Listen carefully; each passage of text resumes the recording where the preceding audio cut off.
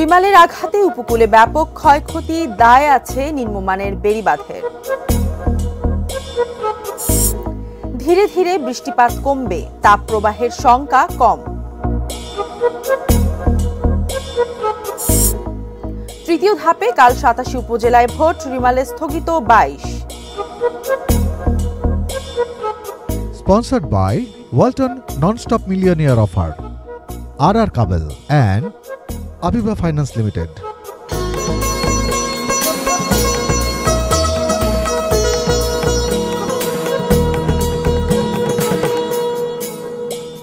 দেখছেন ATN news. সারা দেশের সর্বশেষ খবরাখবর নিয়ে এটিএন নিউজের নিয়মিত আয়োজন দেশের খবরে আমন্ত্রণ জানাচ্ছি আমি মারিয়া শিমু।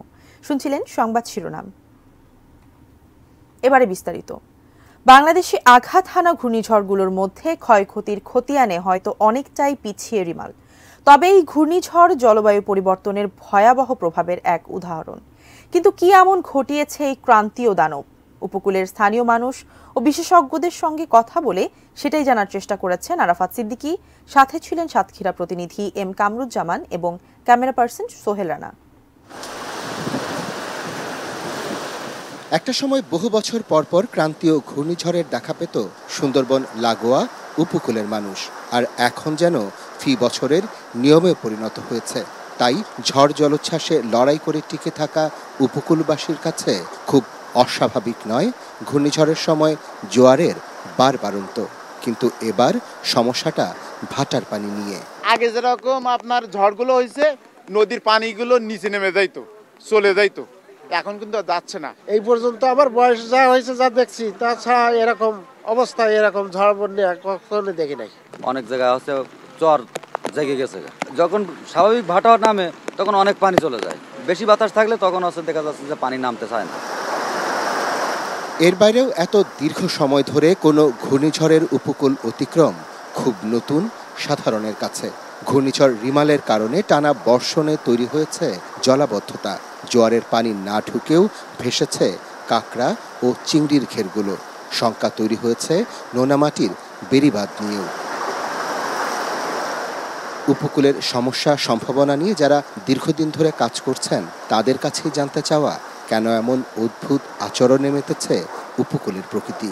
পানির যে রিজার্ভারটা, সেই রিজার্ভার থেকে পানি কিন্তু নামছে না। না নামার কারণে কিন্তু দেখা গিয়েছে যে ভাটার সময় পানিটা কিন্তু অধিক পরিমাণ পানিটা কিন্তু থেকে যায়, কারণ ক্লাইমেটিক লস, ক্লাইমেটিক ড্যামেজ।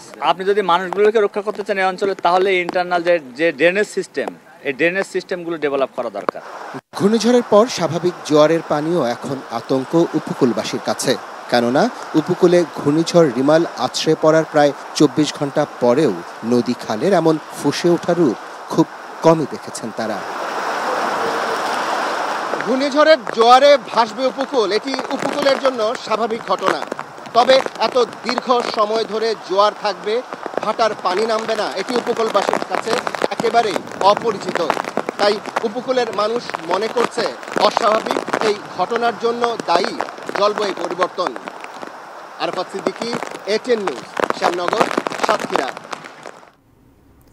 ঘূর্ণিঝড় রিমালের কারণে বেড়িবাঁধ ভেঙে প্লাবিত হয়েছে অনেক এলাকা, অথচ এই বাঁধ সংস্কারে বছর বছর ব্যয় হয় কোটি কোটি টাকা। দুর্যোগ এলেই বাঁধ নিয়ে শুরু হয় তোড়জোড়, বরাদ্দ হয় টাকা, আবারও ভেঙে যায় সেই বাঁধ। এই চক্র থেকে বের হতে জনগণকে সম্পৃক্ত করে বাঁধ নির্মাণের পরামর্শ বিশেষজ্ঞদের। আমিনুল ইসলামের রিপোর্ট।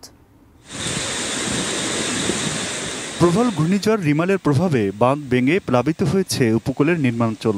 ফসলি জমি ও চিংড়ি ঘের ভেসে প্লাবিত হওয়ায় আর্থিক ক্ষতির মুখে পড়েছেন কৃষকরা, ভোগান্তিতে মানুষ।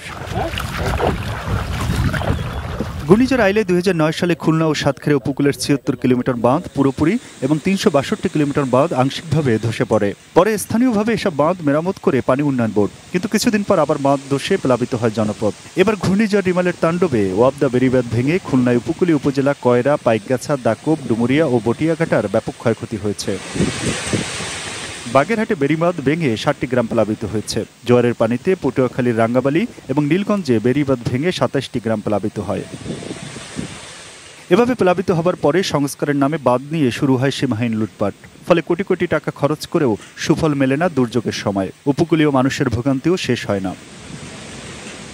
বিশেষজ্ঞরা বলছেন নিম্নমানের কাজ, নকশায় ত্রুটি ও দুর্নীতির কারণে বেড়িবাঁধ টেকসই হয় না। সাইক্লোনের সিগন্যাল দিলেই কি আমি বাঁধ দেখতে যাব না? সারা বছর দেখব না? এবং বাঁধটা তাদের একটা পুঁজি, তারা এটাকে ধরে আগাতে চায়, রোজগার করতে চায়। এবং বাঁধের মেনটেন্যান্স যদি বন্ধ হয়ে যায়, মানুষ যদি মেনটেন্যান্স করে, তাহলে এই টাকাটা কোথা থেকে তারা করবে, আনবে? তো সেটা একটা বড় কায়েমি স্বার্থটা বড় কথা আর কি। জনগণকে সম্পৃক্ত করে বেড়িবাঁধ নির্মাণ ও রক্ষণাবেক্ষণ করতে পারলে খরচ কমে বেড়িবাঁধ আরও টেকসই হবে বলে মনে করেন এই বিশেষজ্ঞ। আমাদের পলিসির ভিতরে একটা চেঞ্জ আনতে হবে, সেটা হলো জনগণকে ওই বাঁধের যারা উপকারভোগী তাদের উপরে ছেড়ে দিতে হবে এই বাঁধটার নির্মাণ এবং এর রক্ষণাবেক্ষণ। নির্মাণের ক্ষেত্রে হয়তো আমাদের কারিগরি কিছু সহযোগিতা লাগবে, সেটা পানি উন্নয়ন বোর্ড দিবে বা যাদের পক্ষে দেওয়া সম্ভব তারা দিবে, কিন্তু মানুষকে সম্পৃক্ত করতে হবে এবং মানুষ বিশেষ করে মেনটেন্যান্সের কাজটা, রক্ষণাবেক্ষণের কাজটা তাদেরকে দিয়ে এবং জায়গাটা লিজ দিয়ে দিতে হবে। মানুষ বসবাস করবে বাঁধের উপরে। আমাদের অনেকের ধারণা আছে মানুষ বসবাস করলে বাঁধ নষ্ট হয়ে যাবে, কিন্তু আমাদের সামনে দুটো উদাহরণ আছে, বাঁধ এক ফোঁটা নষ্ট হয় না, বরং বাঁধ আরও শক্তিশালী হয়। Aminul Islam, ATN news, Dhaka. ঘূর্ণিঝড় রিমালের আঘাতে বিপর্যস্ত বাগেরহাট জেলার পরিস্থিতি জানাতে মারিয়াপল্লী থেকে সরাসরি যুক্ত হচ্ছেন প্রতিনিধি আমিরুল হক বাবু। বাবু, বাঁধ, চিংড়ি মাছের ঘের ছাড়াও আর কি কি ক্ষতি হয়েছে বাগেরহাটে আমাদের জানাবেন। শিমু, আপনি জানেন যে বাগেরহাটে ক্ষতির আসলে কোনো শেষ নাই। আমি এখন যে জায়গাটিতে দাঁড়িয়ে আছি মারিয়াপল্লী, এই মারিয়াপল্লীতে কিন্তু প্রায় 200 পরিবারের বসবাস। ঘূর্ণিঝড়ের আগের দিন থেকেই কিন্তু এখানে জলোচ্ছ্বাসে পরিপূর্ণ হয়ে যায়। প্রতি জোয়ারে এখনো পর্যন্ত এরা ডুবতেছে এবং জোয়ার শেষে কিন্তু তারা জেগে উঠতেছে। কিছুক্ষণ আগে আমি বিভিন্ন পরিবারের সঙ্গে কথা বলেছি, তারা আমাকে জানিয়েছেন যে তারা কিন্তু এখনো পর্যন্ত চুলায় রান্না করতে পারছেন না। তারা নিজের ইট দিয়ে, তার উপরে হাড়ি দিয়ে কোনো রকম তাদের খেয়ে দিয়ে জীবনযাপন চলছে। একবারই মাত্র শুধু এরা কিছু শুকনা খাবার পেয়েছে, কিন্তু এ দিয়ে কিন্তু চলছে না তাদের জীবন। বৃদ্ধ থেকে শিশু যারা রয়েছে এরা কিন্তু খুব কষ্টে আসলে জীবনযাপন করছেন। এখানে পানি উন্নয়ন বোর্ডের ছোট একটি রিং বাঁধ আছে, যেটি কোনো রকম একটু জোয়ার আসলেই ভেঙে এরা ডুবে যাচ্ছে। তো এদের এখানে একটি মাত্র সমাজ সবার করার জন্য একটি ঘর আছে, সেটিও কিন্তু প্রায় 1.5-2 ফুট পানির নিচে ছিল। এরা দিন মজুরি করে, অধিকাংশ পরিবার সেই দিন মজুররা কিন্তু তাদের যে আয় তা দিয়ে তাদের যে ভালো জীবনযাপন করবে এমনটি সামর্থ্য কিন্তু তাদের নাই আসলে। তো এখানে যারা রয়েছেন তাদের যে পানির যে উচ্চতা, প্রত্যেকটা জোয়ারে কিন্তু তাদের ঘরে পানি উঠে যাচ্ছে। তাদের প্রয়োজনীয় নিত্য প্রয়োজনীয় যে জিনিসগুলো রয়েছে তাদের জীবন ধারণের জন্য, সেগুলো কিন্তু এখনো পর্যন্ত ভিজা, যেটা আমি নিজেই দেখেছি। তো এই যে অবস্থার মধ্যে তারা কি চাচ্ছে, তারা একজন সংবাদকর্মী এখানে আসলেও কিন্তু তারা ঝাঁপিয়ে পড়ছে যে আসলে তারা কিছু একটা হয়তো পাবে, কিন্তু এদের ভাগ্যের কোনো পরিবর্তন কিন্তু কখনোই হচ্ছে না। তো তাদের এই ভাগ্যের একটি পরিবর্তনের জন্য তারা কিন্তু প্রতিনিয়তই প্রত্যাশা করে যাচ্ছেন। তো শিমু, এই ছিল মারিয়াপল্লী থেকে ঘূর্ণিঝড়ের পরবর্তী শেষ খবর। ধন্যবাদ বাবু আপনাকে। দর্শক, বাগেরহাট থেকে সেখানকার সর্বশেষ জানাচ্ছিলেন প্রতিনিধি আমিরুল হক বাবু।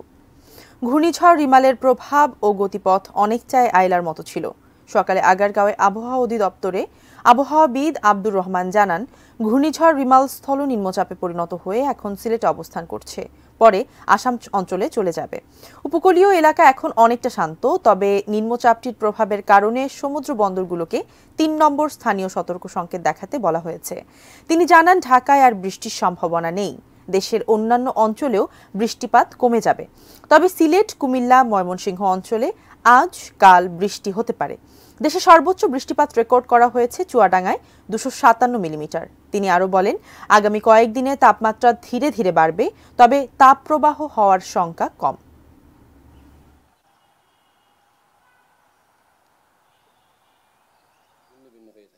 তবে তারপরে যদি আমি কম্পেয়ার করতে যাই, এ ছিল একটি কিন্তু মাঝারি ধরনের ঘূর্ণিঝড়।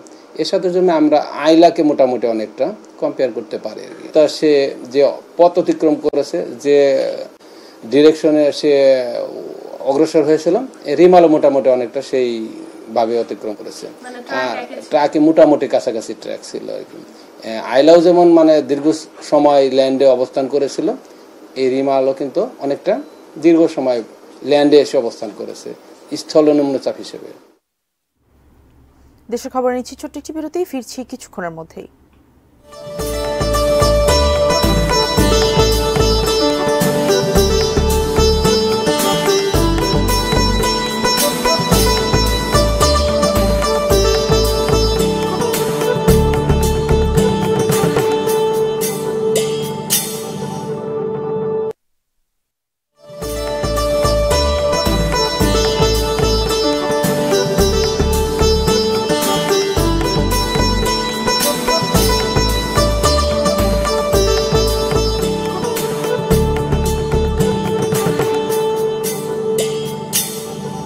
বিরতি শেষে আমন্ত্রণ দেশের খবরে।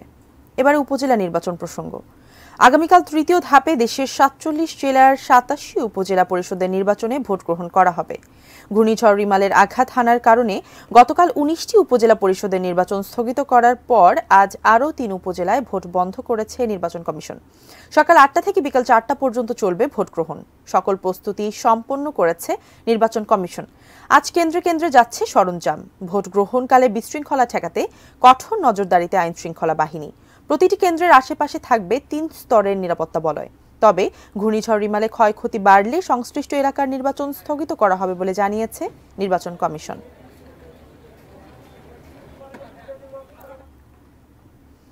ঘূর্ণিঝড় রিমালের কারণে চলতি পর্যায়ের আরও ৩ উপজেলার ভোট স্থগিত করেছে নির্বাচন কমিশন। এগুলো হলো নেত্রকোনার খালিয়াজুড়ি এবং চাঁদপুরের কচুয়া ও ফরিদগঞ্জ। একই কারণে গতকাল ১৯ উপজেলায় ভোট বন্ধ করে ইসি। আজ দুপুরে নির্বাচন ভবনে কমিশনার মোহাম্মদ আলমগীর জানান, ঘূর্ণিঝড় রিমালের প্রভাবে ক্ষতিগ্রস্ত এলাকাগুলোয় ভোটার উপস্থিতি কম হবে কিনা তা এখনই বলা যাচ্ছে না। তবে ১% ভোট পড়লেও কমিশন খুশি বলে জানান তিনি। নির্বাচন কমিশনার আরও বলেন, শেষ সময়ে ভোটের হার বেশি দেখানো হলে কঠোর ব্যবস্থা নেওয়া হবে। মাঠ পর্যায়ে এমন নির্দেশনা দেওয়া হচ্ছে। ভোটার যদি একজন আসে কোনো কেন্দ্রে, একটি ভোটই হবে, দুইটা দেখানোর কোনো সুযোগ নেই। আর ভোটার যদি 50 জন আসে, 50 জনই দেখাবে। ওখানে কোনো ভোট বাড়ানোর বা কমানোর কোনো সুযোগ নেই। এবং যদি কেউ এই কাজ করে এবং সেটা যদি প্রমাণ হয়, তার বিরুদ্ধে আমরা কঠিন ব্যবস্থা নিই। কোনোভাবে কোনো জাল ভোট এবং কোনো ফ্যাব্রিকেটেড কোনো রেজাল্ট মোটেই সহ্য করি না নির্বাচন কমিশন। যা বাস্তব, যা সত্য, সেটাই রিফ্লেক্ট হতে হবে রেজাল্টে এবং সেটাই ঘোষণা করতে হবে। রংপুর সদর ও গঙ্গাচড়া উপজেলায় নির্বাচনী সরঞ্জাম পাঠানো হচ্ছে। জেলা নির্বাচন অফিসের সামনে থেকে বিস্তারিত জানিয়েছেন প্রতিনিধি মাহবুবুল ইসলাম। দেশব্যাপী ষষ্ঠ ধাপে তৃতীয় পর্যায়ে উপজেলা নির্বাচন আগামীকাল অনুষ্ঠিত হবে। আগামীকাল রংপুরের গঙ্গাচড়া এবং সদর উপজেলায় ভোট গ্রহণ করা হবে। ইতিমধ্যেই সার্বিক প্রস্তুতি গ্রহণ করা হয়েছে। আজ দুপুর থেকেই উপজেলা দুটিতে নির্বাচনী সরঞ্জাম পাঠানো শুরু হয়েছে এবং আগামীকাল সকালে কেন্দ্রগুলোতে ব্যালট পেপার পাঠানো হবে। রংপুরের সদর উপজেলায় চেয়ারম্যান পদে 7 জন, ভাইস চেয়ারম্যান পদে 7 জন এবং মহিলা ভাইস চেয়ারম্যান পদে 5 জন এবং গঙ্গাচড়া উপজেলায় চেয়ারম্যান পদে 8 জন, ভাইস চেয়ারম্যান পদে 8 জন এবং মহিলা ভাইস চেয়ারম্যান পদে 3 জন প্রার্থী প্রতিদ্বন্দ্বিতা করছেন। রংপুর সদরের 61টি কেন্দ্রেও এবং গঙ্গাচড়ার 101টি কেন্দ্রে আগামীকাল ভোট গ্রহণ করা হবে। রংপুর সদরের ভোটার সংখ্যা হচ্ছে 1,37,000 এবং গঙ্গাচড়ায় ভোটার সংখ্যা হচ্ছে 2,39,000। সার্বিক প্রস্তুতি গ্রহণের অংশ হিসেবে ইতিমধ্যেই কেন্দ্রগুলোতে নিরাপত্তা ব্যবস্থা নেওয়া হয়েছে এবং আগামীকাল এ দুটি উপজেলায় 2,258 জন আনসার সদস্য, 1100 জন পুলিশ সদস্য, 4 প্লাটুন বিজিবি এবং র্যাবের স্ট্রাইকিং ফোর্স দায়িত্ব পালন করবেন। এর পাশাপাশি থাকবে ভ্রাম্যমাণ আদালতের বিচারক হিসেবে 16 জন জুডিশিয়াল এবং নির্বাহী ম্যাজিস্ট্রেট। সর্বত্রই পরিস্থিতি এখন পর্যন্ত শান্তিপূর্ণ রয়েছে এবং কোথাও কোনো অপ্রীতিকর ঘটনার খবর পাওয়া যায়নি। এ পর্যায়ে নিচ্ছি ছোট্ট একটি বিরতি, ফিরে এসে আরও থাকছে। চাঁদপুরের হাজীগঞ্জে ঘরে ঢুকে দাদি ও নাতিকে কুপিয়ে হত্যা। হত্যা মামলায় জয়পুরহাটে পিতা পুত্র সহ 10 জনের যাবজ্জীবন কারাদণ্ড।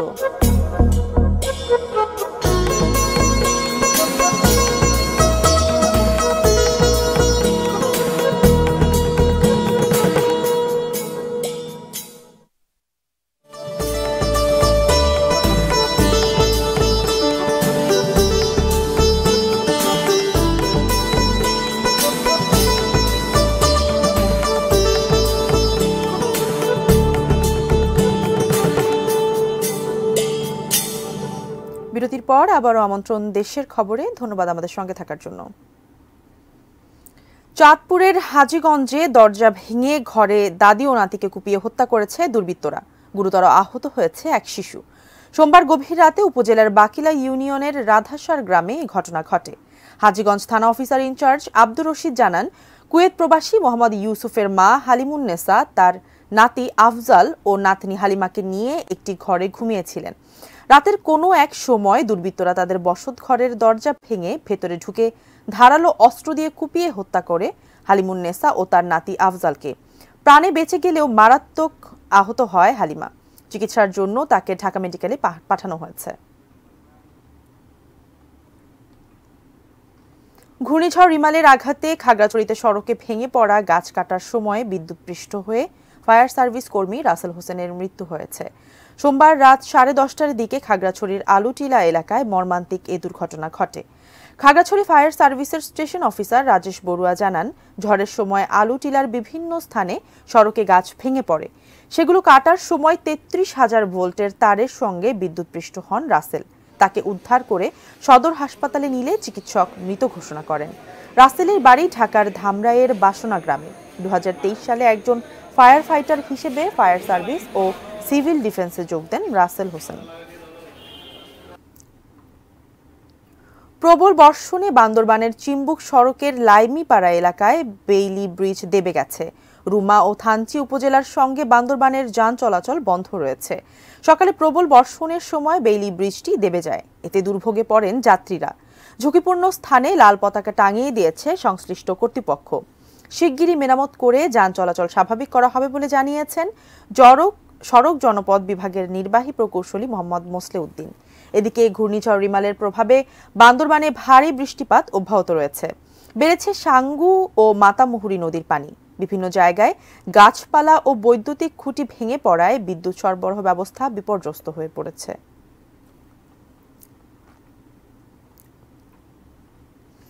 জয়পুরহাটে একটি হত্যা মামলায় পিতাপুত্র সহ 10 জনের যাবজ্জীবন কারাদণ্ড দিয়েছেন আদালত। রাঙামাটিতে আরেকজনের যাবজ্জীবন সাজা হয়েছে ধর্ষণ মামলায়। জয়পুরহাটের কালাই উপজেলার আওড়া কালীমোহর গ্রামে জমি নিয়ে বিরোধে কৃষক সাইদুল হত্যা মামলায় পিতাপুত্র সহ 10 জনের যাবজ্জীবন সশ্রম কারাদণ্ড দিয়েছেন আদালত। দুপুরে অতিরিক্ত দায়রা জজ প্রথম আদালতের বিচারক নুরুল ইসলাম এ রায় দেন। দণ্ডপ্রাপ্তরা হলেন আওড়া কালীমোহর গ্রামের মৃত তফিজ উদ্দিনের ছেলে জয়নাল মণ্ডল, মোজাম্মেল হক ও মোফাজ্জল হোসেন, মোফাজ্জলের ছেলে মোস্তফা ও মোসফর আলী সহ 10 জন। 2015 সালের 5 জুলাই বিকেলে আওড়া গ্রামের আব্দুল সামাদের জমি থেকে আসামিরা মাটি কেটে নিচ্ছিল। তখন সামাদের 2 ছেলে সাইদুল ও শরীফুল তাদের বাধা দেয়। এক পর্যায়ে আসামিরা সাইদুল ও শরীফুলকে দেশীয় অস্ত্র দিয়ে আঘাত করে। পরে 14 জুলাই ঢাকা মেডিকেলে চিকিৎসাধীন অবস্থায় সাইদুল মারা যান।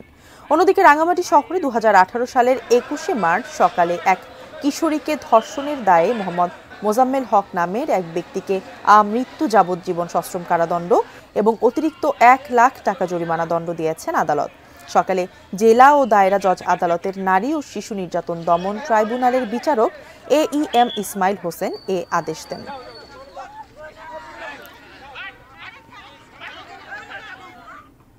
শেষ করার আগে শিরোনামগুলো দেখে নিচ্ছি আরও একবার।